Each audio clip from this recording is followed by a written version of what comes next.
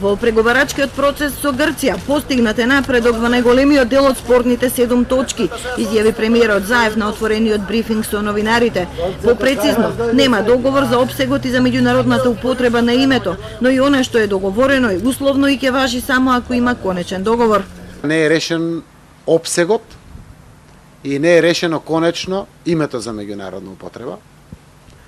Многу сме блиску, кое што би требало да биде и потврдено во делот на идентитетот и во делот на националити и на јазикот. Значи, поприлично мислам дека сме пред решение за овие прашања. Другите прашања генерално се апсолвирани. Грција бара од нас уставни промени и ерга омнес примена на името, но Македонија е на позиција дека договореното име треба да биде само за надворешна употреба, бидејќи и домашната употреба нема никакво влијание врз нашиот сосед, рече Заев.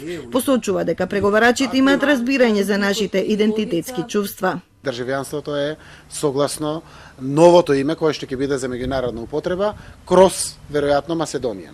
Значи би било веројатно граѓани на Северна, Горна, Вардарска или слично. Тоа што ќе го одлучиме кроз Македонија, веројатно, тоа што се разговара. Јас очекувам да бидат потврдени прашањата кои што се веќе и опишани во графите на обидените јазици, како што е македонскиот јазик, со тоа што апсолутно сме спремни да ги отклониме сите нивни резерви за некакво алудирање во наследство или слично, заради тоа што немаме намера со потврда на нашиот уставен јазик, македонскиот јазик, да навлегуваме во наследството на Грција. За да не го отежне преговарачкиот процес, Заев не сакаше да говори ништо околу можноста за преведување или непреведување на името. Во однос на темата иредентизам, премиерот објаснува дека треба да се најдат формулации со кои ние ќе покажеме дека немаме територијални претензии, ниту имаме намера да ја повредиме границата кон Грција. За опцијата референдум вели дека се уште е рано. Една од причините зашто сме за референдум, јас ја кажувам да, веруваме во тоа, но и заради тоа што и ВМРО да помене за референдум. Оти, ако нешто го правиме заедно и е национален интерес, мора да го следиме заедно. ВМРО ДПМН може и сам да организира референдум. Или СДСМ може сам да организира референдум.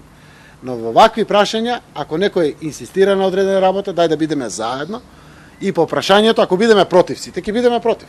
Ако бидеме за, да бидеме за сите. И тогаш тоа се поприлично известни и државно ориентирани политики. Министерот Бујар Османи вели дека ДУИ предупредува на одредени ризици што би ги донал референдумот.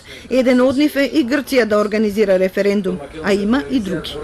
Прво дека ќе стане дневно политичко прашање. И можеби политичките партии кои што принципиелно се за некои ставови, бидејќи веруваат под притисок на јавното мислење, на дневната политичка борба помеѓу партиите, може да ги сменат ставовите. Второ, референдумите стануваат лесни за влијание од надвор. Ако бидеме доволно внимателни, ќе дојдеме до решение, вели Заев. Ако до јуни не постигнеме договор, по неколку месеци ќе продолжиме да преговараме со Грција за истите прашања.